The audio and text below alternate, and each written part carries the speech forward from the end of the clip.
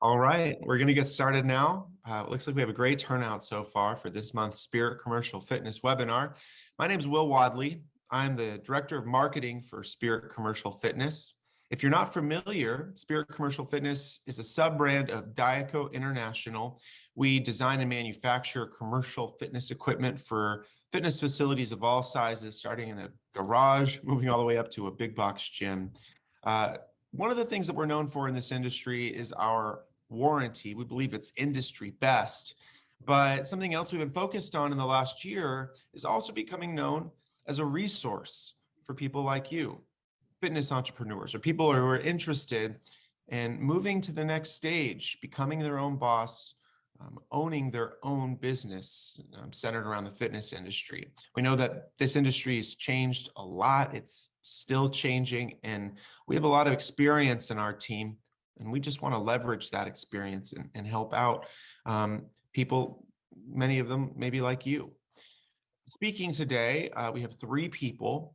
Matteo Baker, he is the East Coast Regional Manager for Spirit Commercial Fitness. We have Brent Brown, the Vice President of Sales and Marketing for Spirit Commercial Fitness. And then our special guest speaker today, Brooke Daye, coming to us from Anytime Fitness Taiwan. He's the CEO of Anytime Fitness Taiwan. Brooke is going to be giving us the investor's perspective in all of this. It's something he has a lot of experience in, backing new fitness startups. And he's going to break down what it is he looks for when assessing new startup and deciding whether or not to back it with funding. Brent and Matteo are former gym owners themselves, and they're going to be giving the perspective of the young fitness entrepreneur, the person who is moving from being a gym employee to opening their own gym. It's something both of them did. And I think their stories of how they found funding for those new companies will also be really helpful. Before we move to them, I just want to bring your attention down to the bottom of the screen. The Q&A button looks like this, and it's the easiest way for you to ask us questions. As we're moving through this webinar, anything that comes to mind, don't hesitate to click that button and you can type in your question. And at the end of the webinar, we're going to do a Q&A session and we'll try to get to everyone's questions there. So again, that's always there if any questions come to mind. All right, with that being said, let's get started straight away with Matteo. All right, can you hear me okay, Matteo? I can hear you perfect. How are you, Will? Doing good. Good. And we're here to talk today about 220 Fitness. That was the name of your the gym that you started. Is that right? Yes, absolutely. That was the name. Maybe just tell us a little bit more about it. Where was it, and what kind of gym was it? Yeah, sure. It was a amazing gym. I had a blast there. We had a fun time. It was on the corner of Main Street and basically a main street in Santa Monica. And it was a highly trafficked area, super fun, 2 blocks from the beach. A membership base was amazing. We had great team put together of instructors, trainers, and we had some really fun, unique classes. We had everything from Kangoos, which are those bouncy shoes, to Surf Set, which was yoga on surfboards, and we just offered a wide variety of just fun, unique classes, and you could hit the gym on your own if you wanted as well. And yeah, it was a great place. About 4,000 square feet. Yeah, it was a little bit smaller than some box gyms, but it was good size. It's fun. Yeah, that's a great size. And maybe how did you get to the point? I mean, maybe tell us about the process, where you were in life and your career that kind of led you to deciding to leave the company you're working for, Golds, and moving into ownership, which is it's a risky business. Absolutely, and it was a scary position to be in because I had been managing gyms at a high level for many years, and so to step aside and then to have it on my own was scary, but it was exciting, and I knew I could do it because I had been doing it for these corporations for a long time. So I just knew that I could open a gym and it would be what I wanted it to be. It would be successful. Although there were struggles, But yeah, I was Yeah. ready at that point. You have to Yeah. take the risk. You reached that point. You did it. How did you pay for it? Yeah. Well, kind of a windy road there, but the way I got there was eventually through a partnership with a family member. And basically, I was going to be the owner operator, which I was. And we were going to set up, we set up a profit sharing situation for the other family members. And how did that work? Maybe break it down for us a little bit more. What was your pitch to them? What was in it for them? And how were you able to convince this family member to invest in you? Yeah, good question. No, look, I was fortunate, and I know most folks might not have that ability.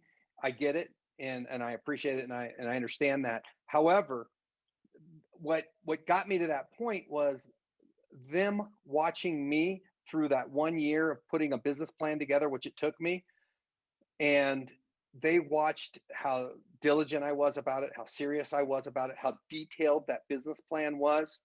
And basically when something fell through and it was time to go to friends and family, the job was already pretty much done. They had already seen where I was at this point. And so they believed in me. For them, they saw it as, look, this could be a great family owned business where we could get some rewards through obviously profit sharing, and we take care of a family member at the same time.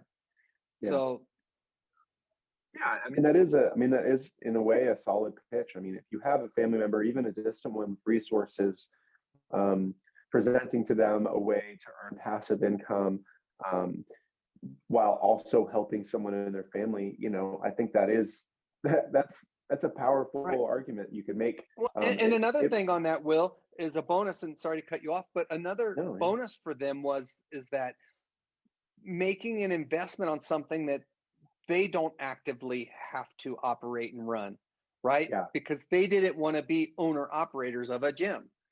So I was also fortunate about that.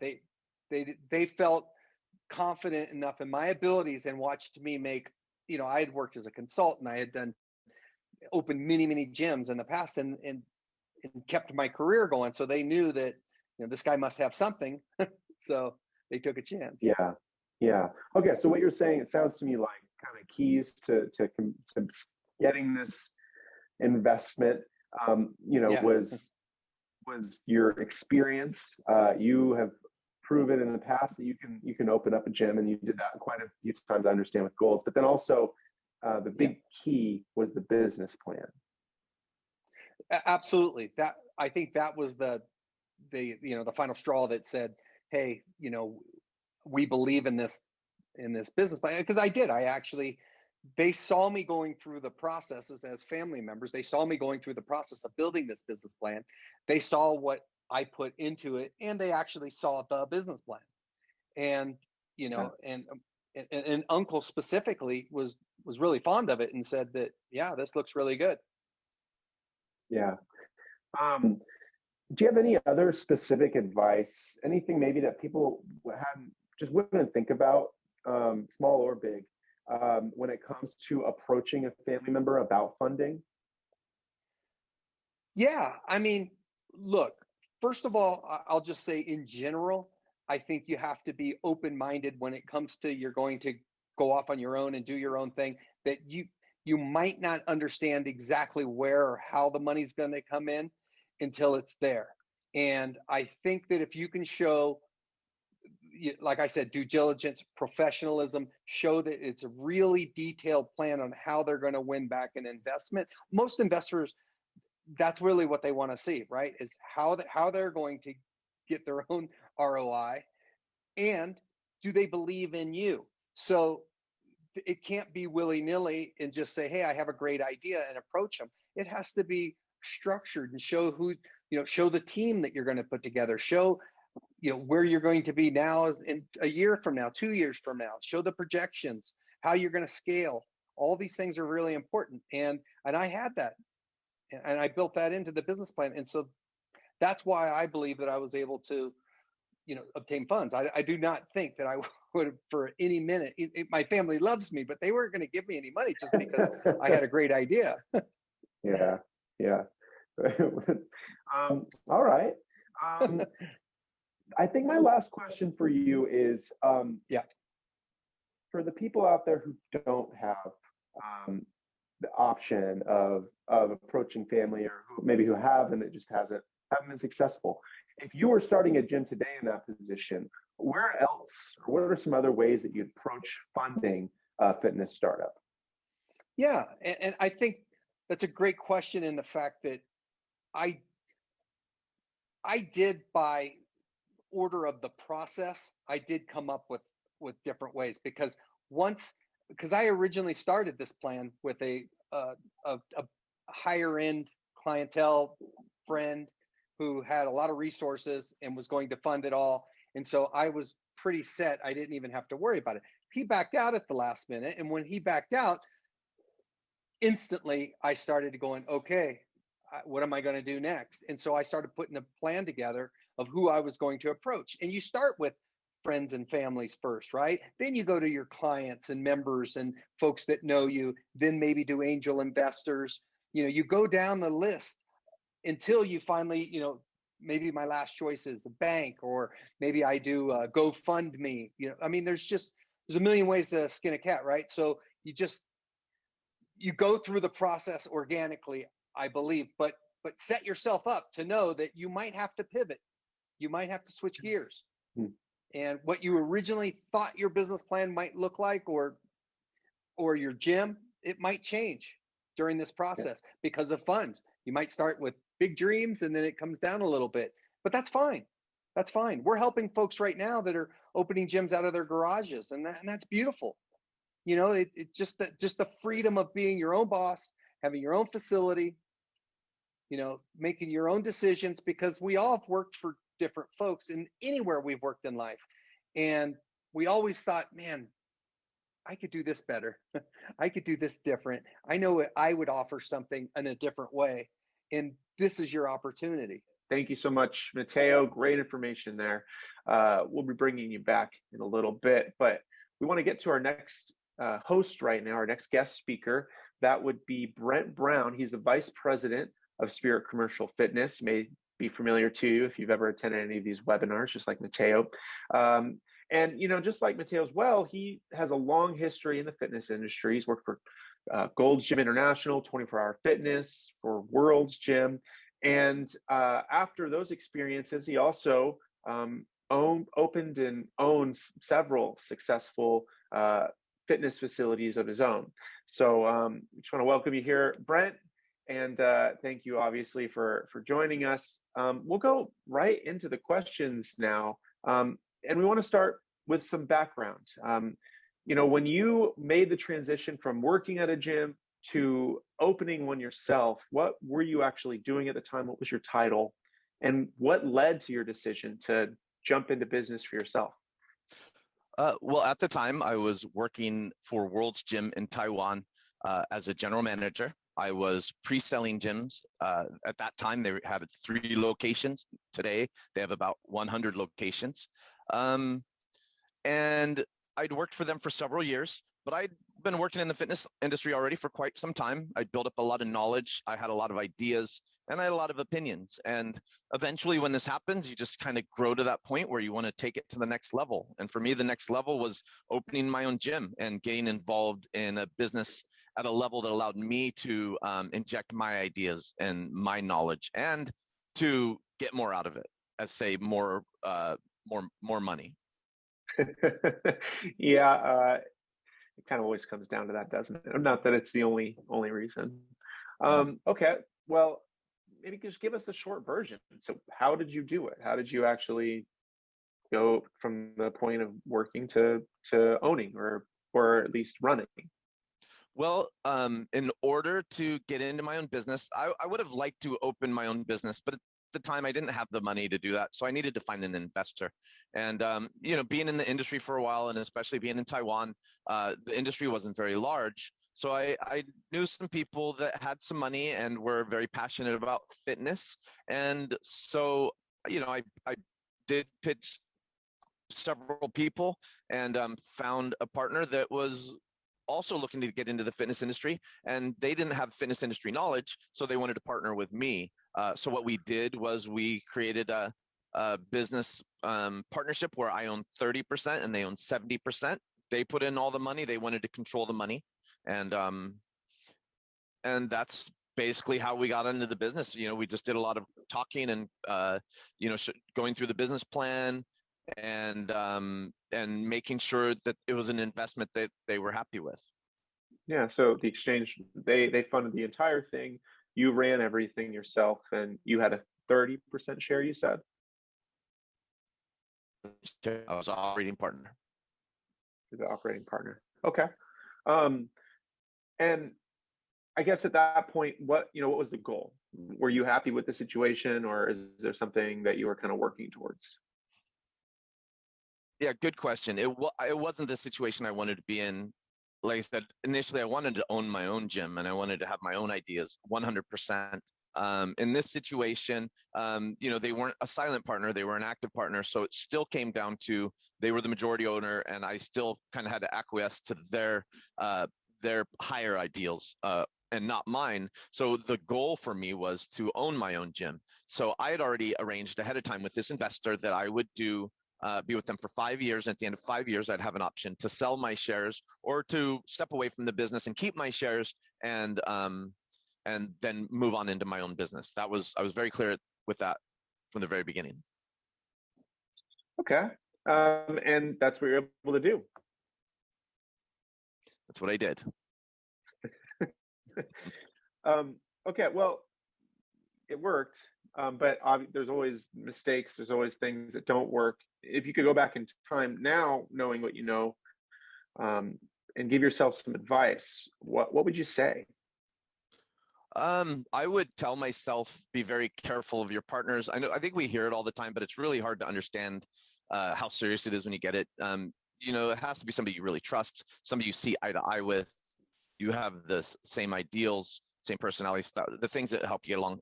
Avoid contentious partnerships, because that's 5 years is a long time. I did make an agreement and a contract to stay for 5 years. So I had to make sure and stay for that 5 years, whether I was unhappy or happy, just to make sure that we got to the end of the agreement. So that's my big advice. Don't be careful of contentious partnerships. Okay. Let's, now go to something that really worked. What's something that you did that totally worked, and then that you could recommend to anyone in the webinar today? Well, actually, to kind of go in between working at World's Gym and partnering for those 5 gyms, I had another opportunity where I had found investors that didn't work out, but what I did right is I didn't give up. So I just kept going, and the first investor failed. So I really went through a couple opportunities first before I found this investor. And what I did right was I wrote a good business plan that was written really broadly.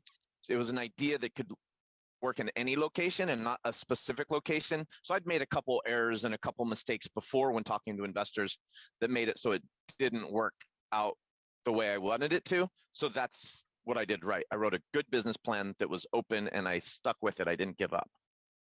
Yeah, you're persistent, and that's definitely probably true for any business. It's really important, as well as the business plan. And that's something that we've talked about in past webinars. By the way, that recorded webinars hosted on our YouTube channel. If you haven't seen it, or if you weren't able to attend that webinar, all focused on creating a business plan for a fitness startup. Okay, well, I think that is all the questions that I had. Is there anything else I should have got to, Brent? Any parting words of advice when it comes to at least finding investors or finding a way to structure the funding of your fitness startup? Yeah, well, one other idea that I had that would be really great for people looking to fund their own startup, one that I think I wish I knew before would be your clients. Your clients are probably the best investors out there, better than family, better than anybody, because they work with you. They probably see you several times a week, and they're already giving you money, and they know your work ethic. So you can approach your clients and ask them to invest in your business, by prepaying their personal training for a year or 2 years. So, if you had 10, 12 clients, it will prepay for a year or 2 years, and they're doing it, A, knowing that this is helping you open your business. B, they're going to get exactly what they paid for anyways, and they're going to get it at a discount, but they're also going to get some partnership in your business. I mean, how exciting. I'm just going to spend the money I was going to spend anyways, and I get to be a partner in what you're doing. I think that would be an exciting proposition, especially for many of your clients who probably love you as their trainer. Yeah, that's so looking to clients as investors, looking to 10 clients at a time as investors. It's something we've kind of talked about more before. And that's actually that specific model that you're recommending now is something that we at Spirit have actually broken down and done the math on. So if anyone's interested in learning more just about specifically how to fund your gym startup with your clients' help, please reach out and we can get you that information. All right. Well, I think that does it for this part with you, Brent. And we're also going to bring you back in later to talk about our mentorship program. But first, we want to get to our next guest speaker, our final guest speaker, who actually comes to us from outside of Spirit Commercial Fitness. This is Brooke Daye. He is the CEO of Anytime Fitness Taiwan, a pretty big company over there, and he's been in the fitness business for a long time, obviously. Brooke, welcome. Thank you so much for joining us.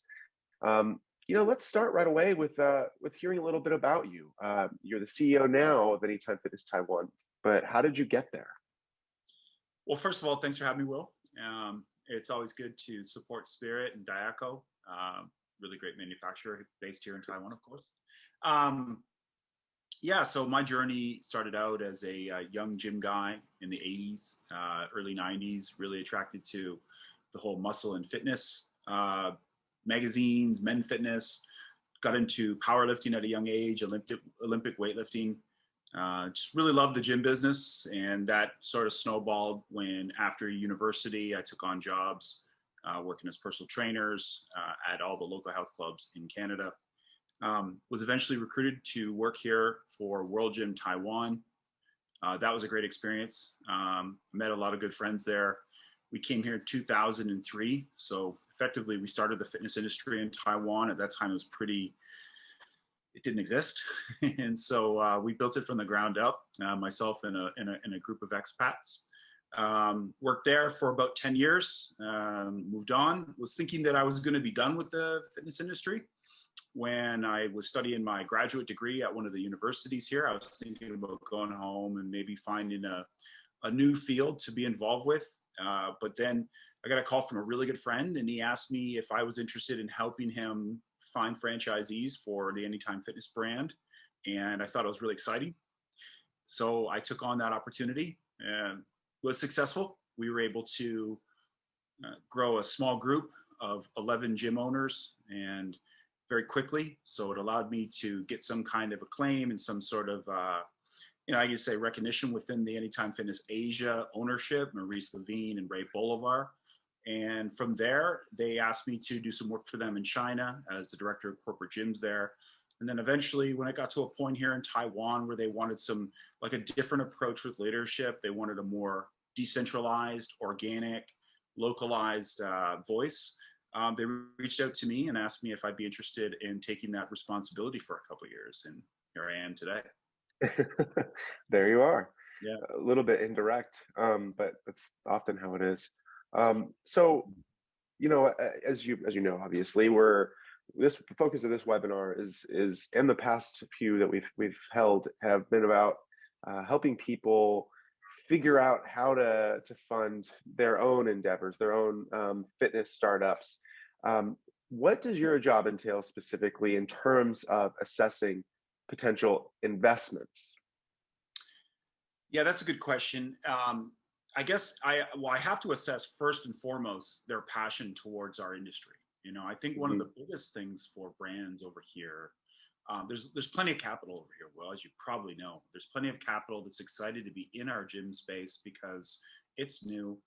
Gyms are profitable. They're really great cash flow businesses, but we want to make sure that one, they have the endurance for our industry, and two, they have the passion for our brand, at least at Anytime Fitness, to make sure that they're into the mindset, the mentality that our owners need to have to represent our brand here in Taiwan.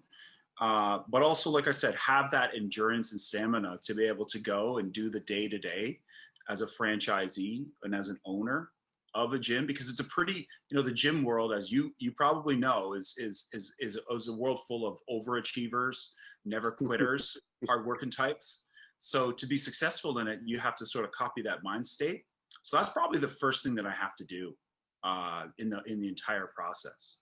It's probably the most important thing as well. Yeah, passion. It's super important. So let's maybe get into some more specifics. What type of ownership or terms are attractive for an investor when trying to figure out percentages of ownership compared to the amount of money invested? Yeah, like using our models, for example, I think the most attractive term is a dividend, right? I think that how often you can pay your dividend, how quickly you can pay your dividend, and the frequency and how much, of course, right, is really what makes people excited. Also, too, the type of arrangement with that. Now, I've heard a lot of ways that you could do dividends. And what I like mostly is I like a preferred dividend. So basically all your equity capital that comes into your organization, it gets paid first, and from our experience as franchise owners, franchisees, and managers of franchises, letting the equity capital, the capital that comes in, letting them get their preferred dividend before, say, the management side of things is a great way to grow the business. It creates momentum, it creates energy, and it allows the capital to roll into more stores. Let me actually stop you right there. For some of us gym rats who don't know about many of these things, can you explain what a dividend is? Sure. So a dividend is basically a payment. It's a payment to the people who invest into the gym on a quarterly, so every 3 months or even half yearly or yearly basis, based on a certain agreed upon profit. So in our industry, we like to do EBITDA, right? So we like to do our earnings before interest and depreciation of assets. We withhold taxes, of course, but if we can establish a profit margin of EBITDA, we automatically like to give that back to our shareholders in the form of a quarterly, yearly, or bi-yearly dividend. Okay, thank you. So obviously you guys, you help launch franchises. Is it easier, would you say, for someone who's pursuing a startup to get funding as a franchise? Yeah, it could be better. Obviously, you're talking from my experience here in Taiwan or just in general? I would say in general. Yeah, so it does vary. Me, myself being Canadian, I've looked into the opportunity with Anytime Fitness in my home. I've got a lot of good friends who they're interested in, they say, hey, look, you do gyms in Taiwan. Would you be interested in doing gyms with us in Canada? So I've researched that opportunity, and the opportunity in Canada is a little bit different than it is here. As far as, say, for example, the differences is you can collateralize your assets to get bank funding for the construction of your gym or working capital for your gym here pretty easy, but it has to be collateralized. Whereas in Canada, you don't need to collateralize it. There's franchise funding through institutions because the business model is a lot more proven, starting with Anytime Fitness, the brand, as well as franchising business. So there is financing available, but it's depending on the region. Totally. How easy to get it, yeah. Yeah, that makes sense. Well, I should make clear, the majority of the people, at least participating today, are in U.S. based. Canada, U.S., would you say it's more similar right now there? Ample opportunity in the U.S. In fact, it's where the most robust opportunity is for gym owners to get uh, financing for our franchise in the Really? United States. There's ample opportunity. Yeah, yeah. And I would like, it's been a while since I've inquired. It's probably, it's probably been, I think 2019 was the last time. I would imagine that considering what's gone on, that lending as far as state and private institutions, I would imagine that they're a little bit more aggressive too, that there is more programs, whether it was the PPP programs or the Yeah. small business loans that are being put out there from the government. Yeah. I do think that it might be a little bit more aggressive. Like, for example, here, there's been some opportunities for us as owners to be able to borrow some money at low cost. I think some of our owners have used that opportunity to do some remodeling, some refreshing, maybe some equipment purchases and things like that. So yeah, there's some really strong opportunities in the US, Will. Yeah, that's something to keep in mind. And we've kind of tried to stress it before in some of the other content we've put out. Obviously times are different right now. And for many people, times are very hard, but there actually is quite a bit more opportunity in some areas because of these government programs and other incentives to start stuff. So, okay. I guess let's just kind of break it down more general now. The people attending are all interested in possibly doing what you've done or starting something of their own, moving from being an employee. What would be your general advice to them when it comes to figuring out how they're going to pay for it? What can they do right now? If you don't mind, I want to grab part of your statement back that you said going from an employee to an owner. That's mindset. If you're going from an employee to an owner, you've probably already seen yourself as an entrepreneur in your life. You've probably already seen yourself as somebody who wants to be their own boss. So that's probably number one. You have to be ready for it mentally. But as far as like what it is you're looking out for, like the initial steps is number one, for example, your house. If you own a house, that's your cornerstone for any investments that you'll be able to get with the bank. So any types of financing with the bank, that's your cornerstone. So if you're a homeowner, you've got a chip to play with the financing people. Most equipment manufacturers, they have preferred financing vendors that allow you to put down a small deposit and be able to collateralize the equipment so that you don't have to come up with it uncollateralized. So you can use your house for basically the construction. So that's number one. If you've got a great credit score, if you've taken care of that, you've got a house, you've got a great start. Second thing is family. Everyone has family that are willing to help, willing to put in something, come up with a plan. I've seen some of the Spirit videos from, I don't know his name, but the fella at Golds. I watched his video recently. He had Matteo. strong points. Yeah, it was Matteo, right? Mm-hmm. Yeah. So I watched his video. He's right. You've got family. You've got a plan. Come up with an arrangement with them. Shake the can. Shake the can. And I guess the third thing is make deals with people who are interested in being long-term members at your gym who want to buy personal training. Again, like Matteo said, those are all great things. That's the cursory way to get started. And it depends on what kind of gym you're building, whether it's one like ours at Anytime, the smaller footprint, or even a smaller one to a studio. You don't need that much startup capital. You don't need 100% of it. You need enough to get the ball rolling. Then you need to be able to plan a nice pre-sale where it's successful. And you need to be successful as an operator. I mean, you can't fail. You don't have to be lights out. I think in this market, you do. You need to be very good in this market. But generally, you don't need to be lights out. You need to be good. And if you can do that from the very beginning, it takes pressure off of the initial startup that you have to save up. And that's without getting into more esoteric or exciting investment packages that you do in money markets and capital markets and things like that. Yeah, makes sense. Okay. A great discussion. Before I let you go, is there anything else that I should have asked you about? Anything else you can offer to people who are in search of new ways to find investments for their fitness startup? Yeah, your fitness startup, the word startup to me, it means a lot. It means your idea, right? And your idea, your passion is always going to ring through.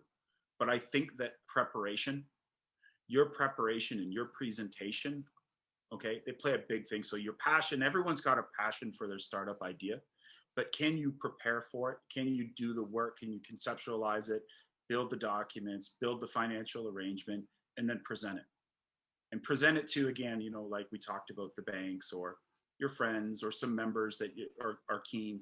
And then from there, extending it to perhaps some, smaller private equity, family offices, shops, venture capital. There's lots of money that has been injected to the system, and they're looking for projects.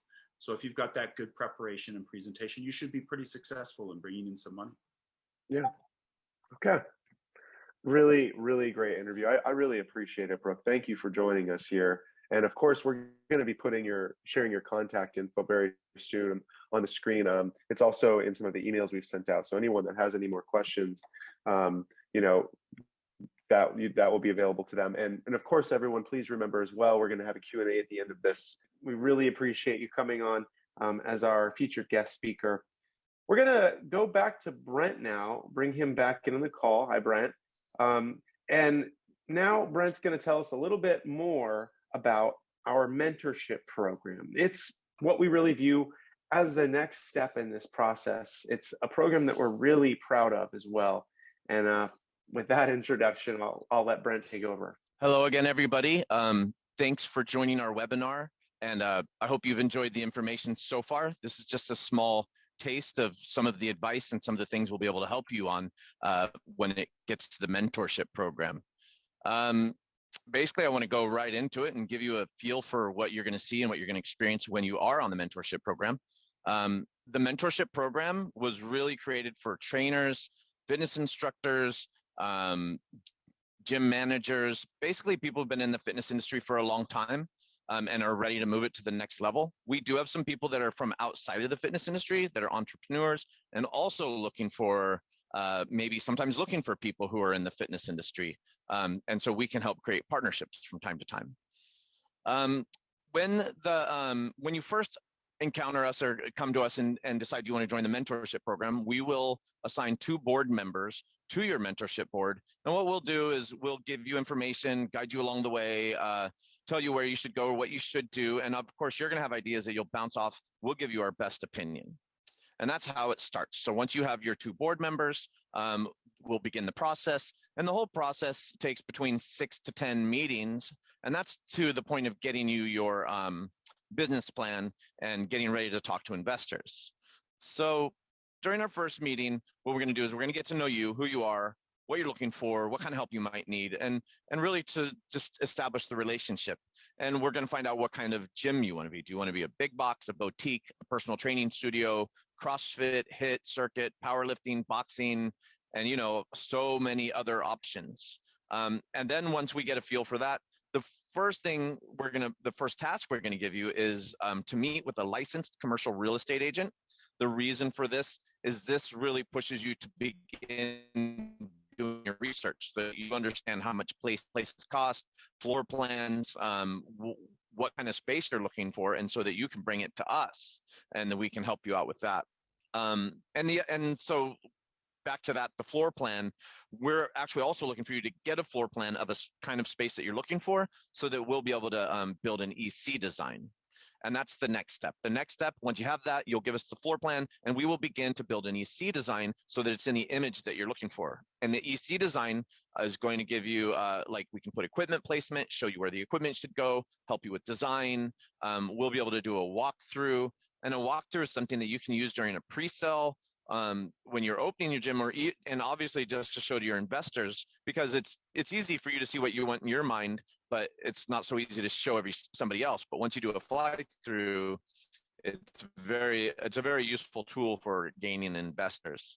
And then the next step, once we've got the business plan, that'll give us an idea of how much equipment you're going to need, the cost for that, and maybe even build out cost. So then it comes down to the time to build your business plan. And the business plan is a very important part of your process. And this is what's going to really help you to gain investors. So they're going to see your expertise, your knowledge, and see that you've really done your research. So we'll start with a 60-question questionnaire. Some of the questions are quite complicated. Some are pretty easy. we have some people that have a really easy time and some that don't. If you don't have a lot of experience, or sometimes it's a creativity thing, but like a mission statement, some people might have a real challenge coming up with a mission statement. I know it's kind of tough for me, but we'll be able to help you, and between us and you, find out what is it you want to do. Why are you opening a gym, and how are you going to help your community? Now that we've got the business plan, and that'll take several meetings. Once we get that done, we will send it to one of our writers, and we'll get it written up for you. And now what you're going to have is you're going to have a floor plan. You're going to have a roadmap that tells you how you're going to open your business, and tells your investors how you're going to open your business. So now you're ready to go and talk to investors. And this is the part we're at right now, talking about how you might be able to get an SBA loan, which was our last webinar, or this one, which is if you don't get your SBA loan, how can you get investors? And so basically, I want to tell you guys a little bit more about why we're doing this. Spirit Commercial Fitness is an equipment company. We do sell equipment, and that's what we do. But we do realize that, especially in today's economy and the way the fitness industry is today, that we really need to build partnerships, and that we need to give first before we ask people to buy our product. And we're looking to build long-term relationships. We want to start from the beginning, and we're obviously hoping some of you become the next Anytime Fitness or the next Crunch or Planet Fitness. We would love to grow to that level with you guys. So that's why we're doing this. I do want to remind everybody that this program is 100% free. So it's just kind of like one of those things where, hey, this is 100% free. Just so we work on tips. We don't work on tips. Our hope is that you will buy our equipment, and you'll select us as your fitness equipment supplier in the future. Anyways, I think that just about covers our program. If you guys want to join our mentorship program, we'd love to have you. We love helping people, and we can't wait to hear about your project. We get so many different kinds, and it's always exciting to hear what's next. I'm sure you'll get some more information about how to get in touch with us. Other than that, enjoy the rest of the webinar, and I hope to see you next time. Thank you. Yeah, thank you so much, Brent. Yeah, definitely. We're going to put Brent's information up right now. This is the best way to inquire specifically about the mentorship program. You can send them an email. You also see a phone number here that we're giving out to people to ask about this specifically. And Brent, we're going to keep you back on because, at this point, we're really going to open up the rest of this all to questions. It's time for our Q&A. And we're now going to be pulling from all the typed out questions we've received from you. We've gotten quite a few, but if there are any more that anyone has, remember you can hit that quick Q&A button down at the bottom and type yours out, and we'll do our best to get to it. And, we got a few questions in here that we'll get to right off the bat. The first one is actually for Matteo. And Matteo, are you back on? Can you hear us all right? I can hear you. Can you hear me all right? So, yeah. So we just want to know, or Milos asks, he wants to know about the amount that your family needed to invest in your business.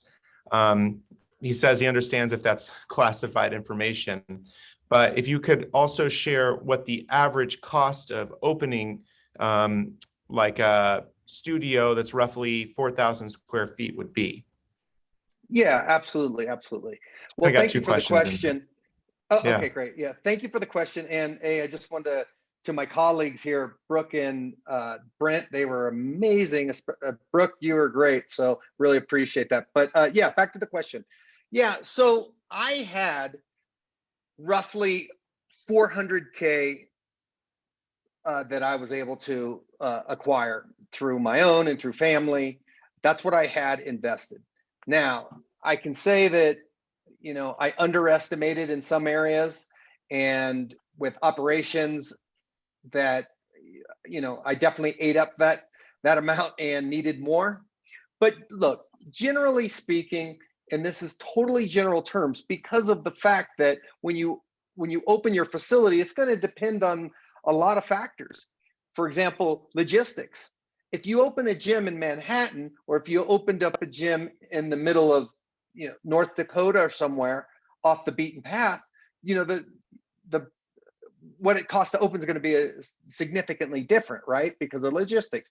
But here's kind of where in general, build out is normally around $65 per square foot is what we estimate. And that's with carpets, floors, treated, your locker areas, amenity rooms, and other considerations. That's a basic estimate.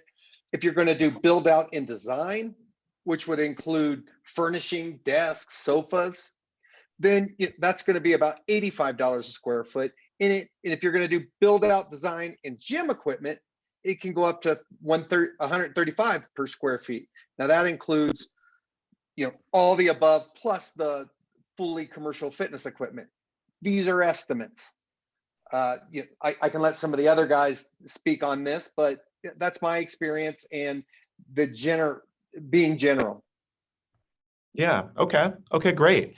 Yeah, Brent, Brooke, did you guys have anything to add to that? Just regarding kind of the average cost of opening a studio would be, the space that he said was 4,000 square feet. I think Matteo covered it very well. Yeah, I think Matteo covered it really well as far as the breakdowns for what funds get used for. One thing I would piggyback off of what Brent said from his past experience is, yourself as a entrepreneur and the proprietor of the operation, how much percentage do you want to give away? And that comes with control. And I think Brent's experience here in Taiwan, being a minority partner versus the majority partner is an interesting situation in comparison to Matteo's. If you're going to give up a portion of your business for equity capital, you want to make sure that you give up just enough that gets you over the hump while maintaining control and full decision-making power to maintain your vision as an entrepreneur. So whatever it is that you need, make sure you don't give away the farm. Yeah. That's actually leads up really well to kind of another question we had. And it's, if you have a choice between funding your fitness startup with a loan, with financing, or with an investor, is there one that's better than the other? No, because all money's good money. I don't like to discriminate between sources of capital. At the end, it's all about the arrangement with the capital. For example, the bank is pretty fixed relationship. They loan it to you. They give you money on rate anywhere from 3. If you're lucky, you can get some loans at around 2%, specifically here in Taiwan. But I know that you can get pretty cheap loans to about 8-9%. And it's just principal plus interest, monthly payments, pay them back. That's pretty good capital if you scale a successful brand. But it's also nice to have a really good investment partner who believes in your vision and what you want to do with the brand. If you want to grow it, have multiple stores, and they have the patience to let you incubate that idea, invest with you, and have that delayed gratification of, say, 3, 4, 5 years down the road when the business starts turning a profit and it becomes healthy and they can start getting strong dividends then. So both are really beneficial. I don't have a preference between the two, and I think both are necessary when you're building a brand, specifically like ours in Taiwan and Anytime Fitness. I think Brooke nailed it. I mean, he couldn't have said it better. Right when you said that, the first thing that came to my mind was, well, what's the terms, right? Yeah. And it's exactly what Brooke said. Okay.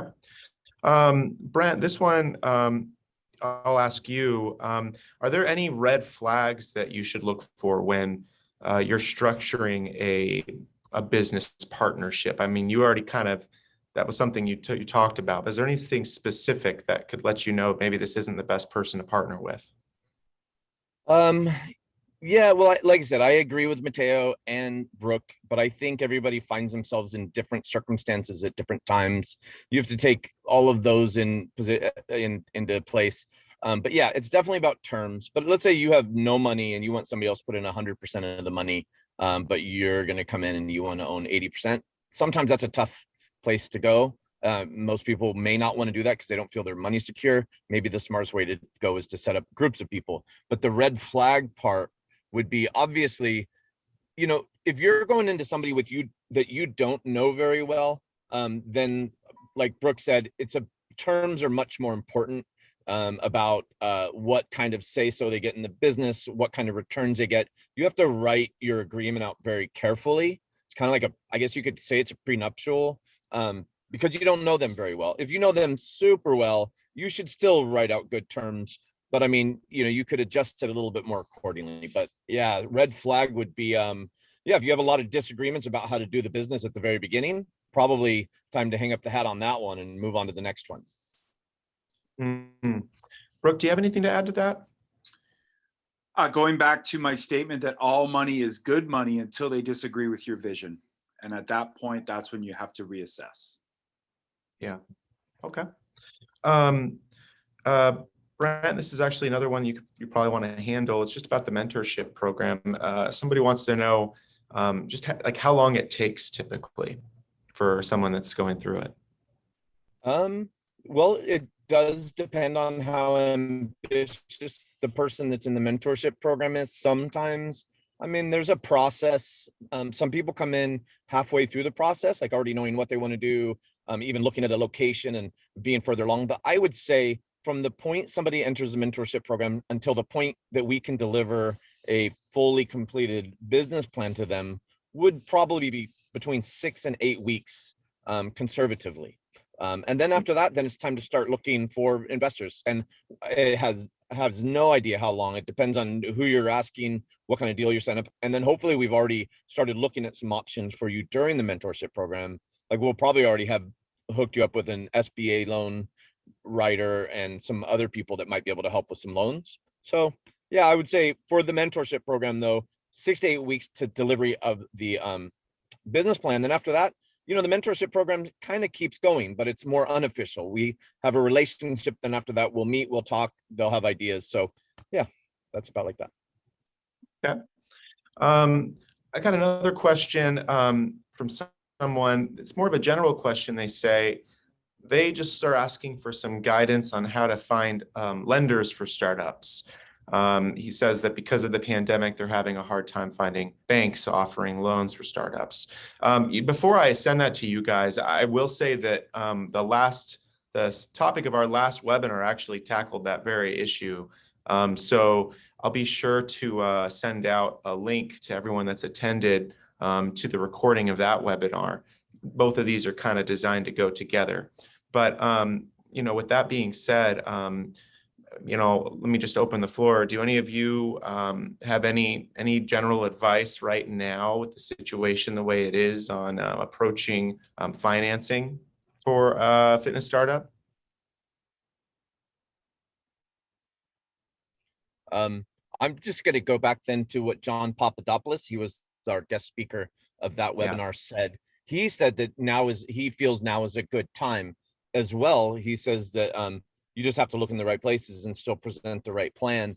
But he feels very optimistic about getting loans. But sometimes you may have to look at different places. So you go to somebody like John Papadopoulos, he's got a couple preferred lenders that he works with, but he's also got a group of lenders. So somebody who's a broker who has more than one option, perhaps, of people who can process these. And then we also have startup companies like Blue Street Financial, who does equipment loans for startup companies. So we work with different finance partners who have different ways of financing too. There aren't just SBA loans.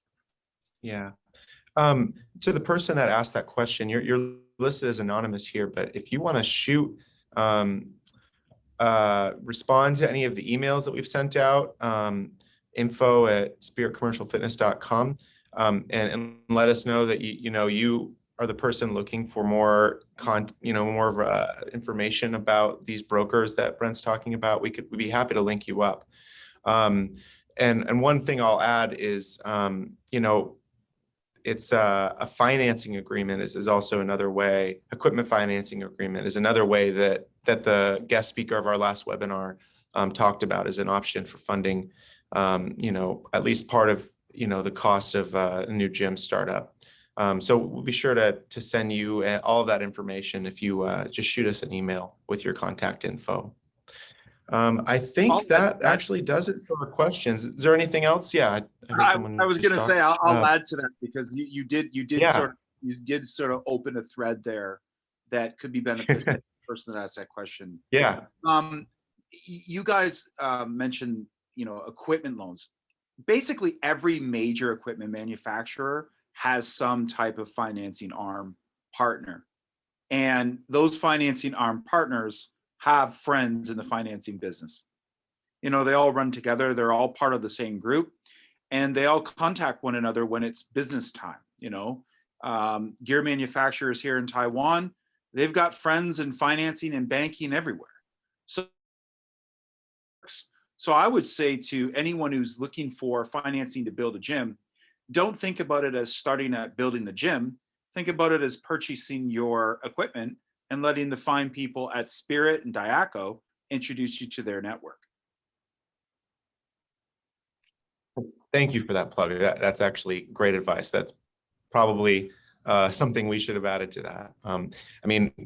We have so many contacts for things like that, and all you got to do is let us know you're interested, and we'd be happy to connect you. Of course, starting out, with finding an equipment package for the kind of gym that you envision.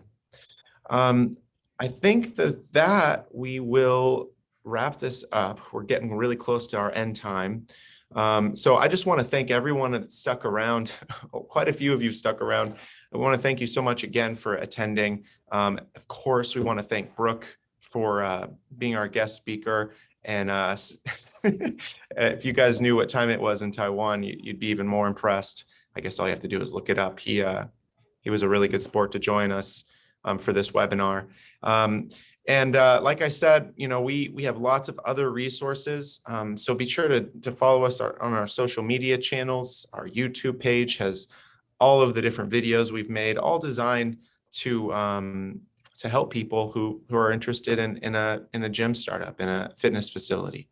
I think that's going to do it. Thank you all again, and we hope you have a good rest of your afternoon. Thanks, Will. Thanks a lot, Will, and thanks everyone for joining today. Yep. Yeah, I absolutely. Thank you, Brooke. You were awesome. Awesome. Thanks, man. I enjoyed listening to you. Absolutely. All right. We'll talk on the outside. Awesome. All right. Good job. Bye. All right, you guys. Bye-bye. Okay, guys. Thank you. You guys write into us. We can't wait to help you guys. We have a lot of folks already from the past webinar that's in our mentorship program. We look forward to organizing with all you others. So definitely reach out to us. Will you send out all the contact information, correct? Yep. Thank you. We'll be following up with everyone that attended. All right, great. Awesome. See you guys.